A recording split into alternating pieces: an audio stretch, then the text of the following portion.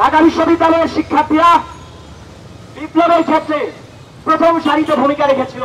আমরা আসলে মানুষের পক্ষে কথা বলি না, আমরা রাজনীতির পক্ষে কথা বলি। যারা সাধারণ শিক্ষার্থী এবং যাদের মধ্যে ন্যূনতম মানবিকতা বোধ সম্পন্ন রয়েছেন, তারা এই নিন্দাজনক ঘটনার প্রতিবাদ জানাচ্ছে। ঢাকা বিশ্ববিদ্যালয়ের শিক্ষার্থীরা বিপ্লবের ক্ষেত্রে প্রথম সারিতে ভূমিকা রেখেছিল। এই বিপ্লবের অন্যতম উদ্দেশ্য ছিল ফ্যাসিবাদ বিরোধী আন্দোলন এবং বৈষম্য বিরোধী আন্দোলন। সেই সাথে অকারণে গুম, খুন, গণপিটুনি এর বিরুদ্ধেও কিন্তু আমাদের আন্দোলন ছিল। 24-এর ফ্যাসিবাদ বিরোধী আন্দোলনের বিপ্লবীরা এখানে জমা হয়েছে সেই অন্যায়ের প্রতিবাদ করার জন্য। আমরা ঘোষণা করতে চাই, আমরা ততক্ষণ পর্যন্ত রাজপথে থাকবো যতক্ষণ না পর্যন্ত এই হত্যাকারীদের গ্রেফতার না করা হয়। আমরা এখন এখান থেকে যে ভিসির বাসভবনে বসবো, অর্থাৎ ভিসির বাসভবন ভিসি চত্বরের সামনে বসবো এবং আমরা ঠিক ততক্ষণ অবস্থান করব যতক্ষণ পর্যন্ত সেই নিরীহ লাশটি, তার মৃত্যুর জন্য যারা দেশব হায়নারা দায়ী, তাদেরকে লকআপে ভরা না হয়।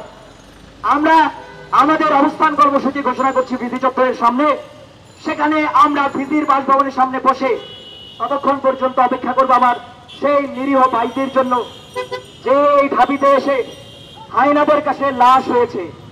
যতক্ষণ না পর্যন্ত তাদের বিরুদ্ধে মামলা হয়, গ্রেফতার করা হয়, ততক্ষণ পর্যন্ত আমরা আমাদের অবস্থান কর্মসূচি চালিয়ে যাব ইনশাআল্লাহ। আপনারা জানেন গতকাল যে ন্যাক্কারজনক ঘটনাটি আমাদের ঢাকা বিশ্ববিদ্যালয় ক্যাম্পাসে হয়ে গিয়েছে, সেটা ইতিহাস হয়ে থাকে এবং কলঙ্কের ইতিহাস ঢাকা বিশ্ববিদ্যালয়ের জন্য।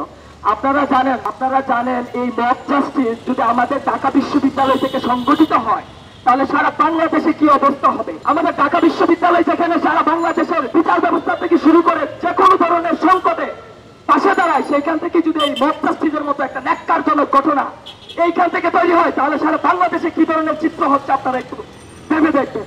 আমি যদি বলি 2019 সালে আমাদের আপনার ভাইয়াকে যেভাবে মারা হয়েছিল মব জাস্টিসের মাধ্যমে, ওনার বিরুদ্ধে যেভাবে তারা ওনাকে মেরেছিল, তাদের বিরুদ্ধে যেভাবে আমরা রাজপথে নেমেছিলাম, সেইভাবে কিন্তু এই যে ভারসাম্যহীন মানুষটাকে মারা হয়েছে তার জন্য কিন্তু এভাবে আমরা রাজপথে আসছি না। এ থেকে কি প্রমাণ করে আমরা আসলে মানুষের পক্ষে কথা বলি না, আমরা রাজনীতির পক্ষে কথা বলি। আমরা কি বলতে চাচ্ছি, আমি মানুষের পক্ষে, মানুষ হওয়ার পক্ষে। ভারসাম্যহীন মানুষটি একটি মানুষ, তাকে কেন মব জাস্টিসের মাধ্যমে মারা হলো, এই বিচার যতক্ষণ না পর্যন্ত হল প্রশাসন থেকে শুরু করে আমাদের ঢাকা বিশ্ববিদ্যালয় প্রশাসন নিশ্চিত করবে, ততক্ষণ পর্যন্ত ঢাকা বিশ্ববিদ্যালয় সচেতন শিক্ষার্থীরা রাজপথে তাকে অবস্থান কর্মসূচি দিবে এবং যতক্ষণ পর্যন্ত তাদেরকে লকআপে ঢুকানো না হবে ততক্ষণ পর্যন্ত আমরা বিশেষ সামনে অবস্থান করব এবং আমাদের এই আন্দোলন আরো তীব্র হয়ে উঠবে যতক্ষণ পর্যন্ত ভারসাম্যহীন মানুষটির বিচার আমরা নিশ্চিত করতে না পারবো।